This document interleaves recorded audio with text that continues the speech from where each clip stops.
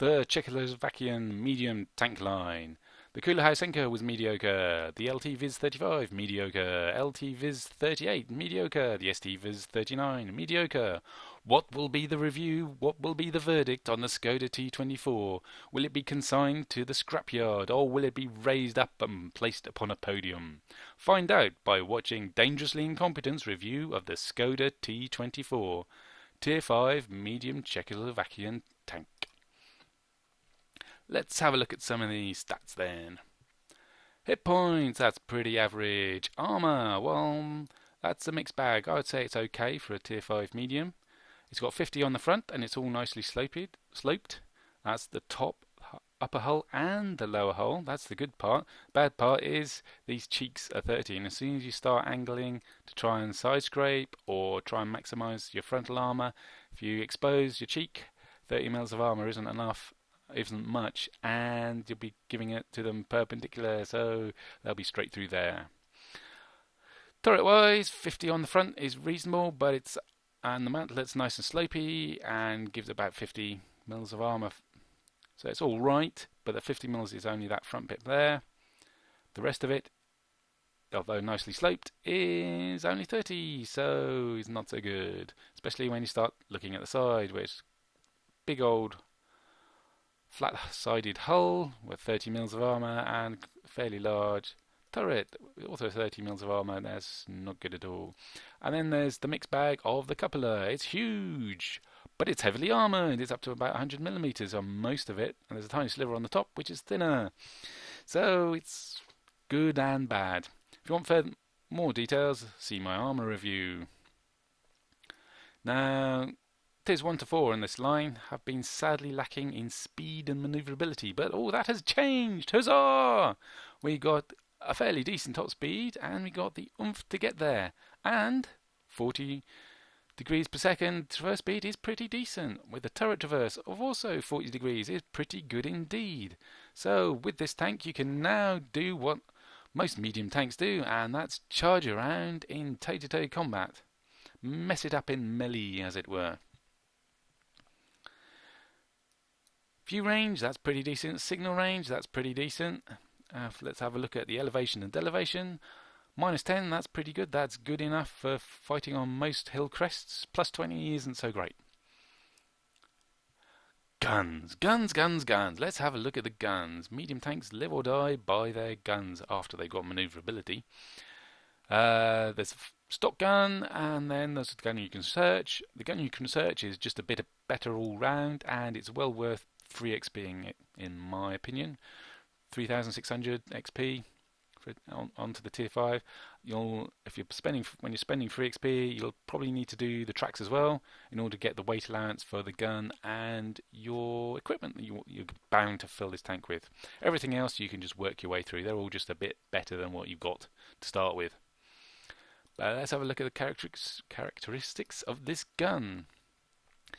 Coming from the tiers 1 to 4, it feels a very low rate of fire. Damage is up, penetration is way up, dispersion is a bit down, and the aiming time is a lot longer. So it feels a lot slower. And it does indeed have a low DPM compared to its competitors, the T20 the Panzerkampfwagen T25, the Sherman, and the Soviet T28. But the advantage it has over its competitors is it's got much better penetration, and it's actually got better accuracy and a lower aiming time than those tanks. So this low DPM is actually a bit misleading, because that's its technical maximum. If every shot hits, if every shot penetrates. Its actual DPM is actually pretty good, although the rate of fire is lower. You got better accuracy and you got better penetration, so you're hitting more often and you're penetrating more often. So you end up doing about, I'd say, roughly the same DPM as your competitors. So all in all, it's a reasonable gun. I'd say it's okay. So that's the gun. We've done all the other soft stats.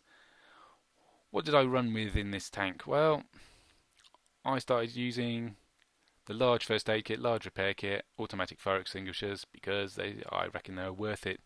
About tier 5. If you start buying them, they cost 10,000 in the sale, 20,000 otherwise. So buy them in bulk. I buy them by the hundreds at this sort of time, because 50% off. So buy them for credits in the sales. Right, equipment. I use binoculars as a cost-saving exercise because they're free. Well, after you bought them, they can move them around for free. Coated optics are also a valid option because you spend a lot of time using your manoeuvrability. I put in fence because I didn't have a totally buff crew, and plus 5% is always good to everything and your crew skills. That's always good. And then I went for the gun rammer to increase the amount of damage I could do, especially when you're close up. You could swap either of these out for the enhanced gun laying drive because that aiming time is quite long, and it's always nice to get that down. So the verdict: we've had a look at the stats and they all seem pretty reasonable. We've had a look at the equipment, crew skills. I'd go for 6th Sense as ever. Then there's things like smooth ride and snapshot. That's the sort of skills you want with a medium, that you're moving around a lot and shooting. And now, drum roll please, the final verdict is a dangerously incompetent thumbs up. The armor's decent, the gun's good, the maneuverability's good, and that wraps it all up into a package that is pretty good. It's not overpowered, but it's a pretty good tank in my book. So, I wonder what the Skoda T25 is going to be like.